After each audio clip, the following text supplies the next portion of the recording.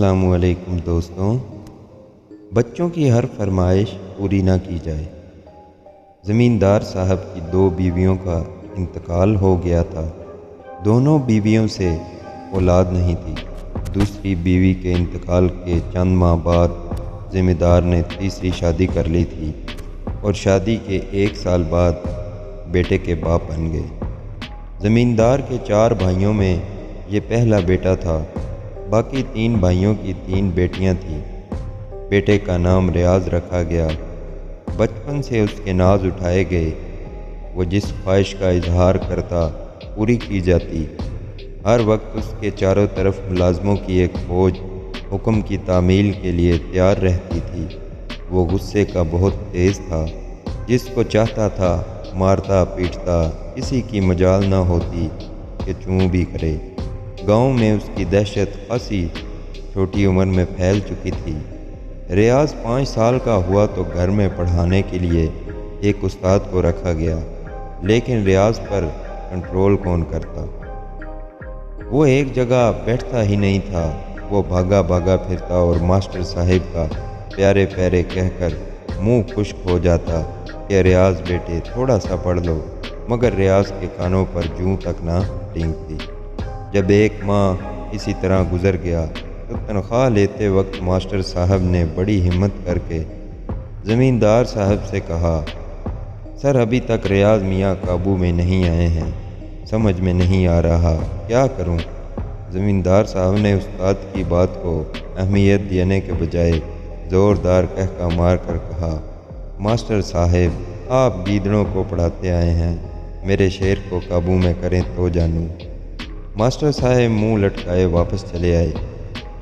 کچھ عرصہ بعد ریاض کو شہر کے اسکول میں داخل کرنے کی کوشش کی گئی، لیکن وہاں بھی بات نہ بن سکی۔ باپ نے بیٹے کی کوئی خواہش کبھی رد نہ کی اور ماں سمجھتی تھی کہ یہ تو میرا شہزادہ ہے، اس سے تو کبھی غلطی ہو ہی نہیں سکتی۔ اس کا خیال تھا کہ وقت ہمیشہ ایک سا رہے گا، اسی طرح عیش و عشرت اور دوسروں پر ظلم و جبر کرتے ہوئے ساری زندگی گزر جائے گی۔ ہوا یوں کہ زمیندار صاحب کو دل کا دورہ پڑا اور وہ چل بسے۔ چچا تایا جائیداد کے معاملات دیکھنے لگے۔ ان ماں بیٹے کو ہر ماہ پیتلی رقم ملی۔ ریاض جیسے لاڈلے اور کھلے ہاتھ خرچ کرنے والے کے لیے وہ پیسے کہاں کافی ہوتے۔ اب ماں کو بھی کچھ احساس ہوا کہ بیٹا تو کوئی بات سنتا ہی نہیں۔ لاکھ منتیں کرتی پر وہ کہاں مانتا۔ روز ایک نیا جھگڑا، ایک نئی مصیبت کھڑی ہوتی۔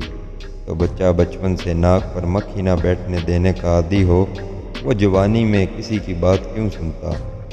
یہ ایک ایسے بچے کی داستان ہے جو اپنے والدین کے غیر ذمہ دارانہ رویے کی وجہ سے عدم توازن اور شخصی کمزوریوں میں مبتلا ہو گیا۔ سنا ہے وہ بہت ذہین بچہ تھا۔ اس کے ماسٹر نے اس کی ماں کو ایک مرتبہ بتایا تھا کہ وہ اچھے موڈ میں ہوتا ہے تو منٹوں میں سبق یاد کر لیتا ہے۔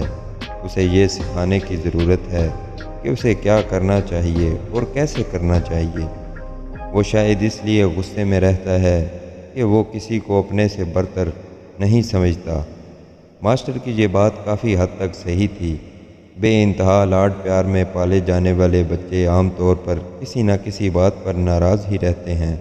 بچوں کی بے جا خواہشات بھی پوری کی جا سکتی ہیں، لیکن حد تو پھر قائم کرنا ضروری ہے۔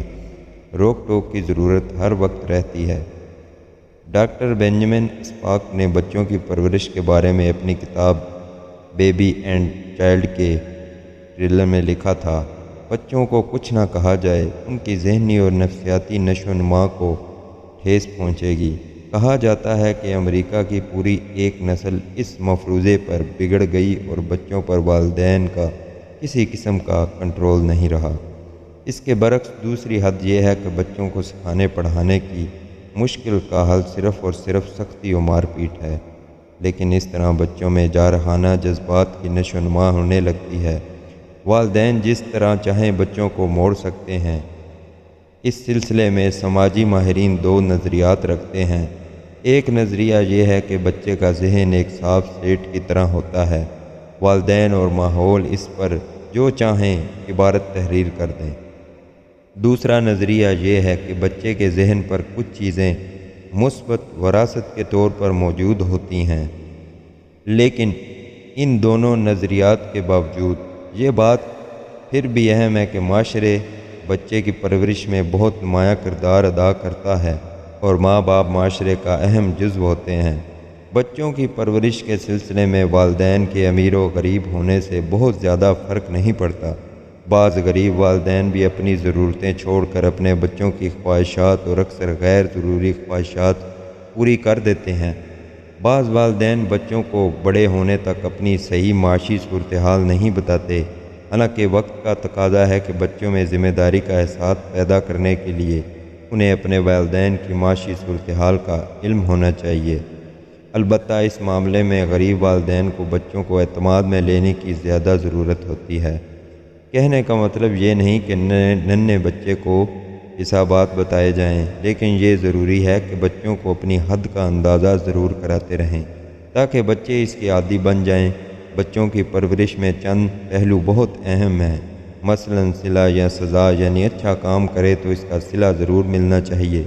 صلہ ہی آگے چل کر اچھی باتیں اور اچھے کاموں کا حوصلہ دیتا ہے۔ اسی طرح غلطی کی سزا بھی ضروری ہے، اگر سزا نہ ملے تو اکثر غلطی کا احساس بھی نہیں ہوتا۔ شرم دلانا بھی ایک طرح کی سزا ہی کہی جا سکتی ہے۔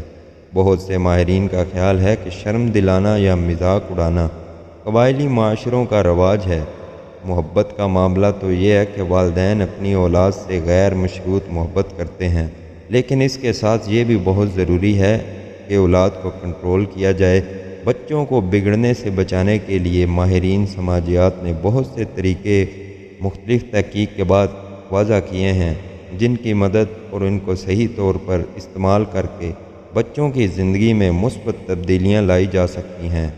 صلہ، سزا، شرم یا محبت، یہ سب والدین کے انداز پر مبنی ہوتی ہیں۔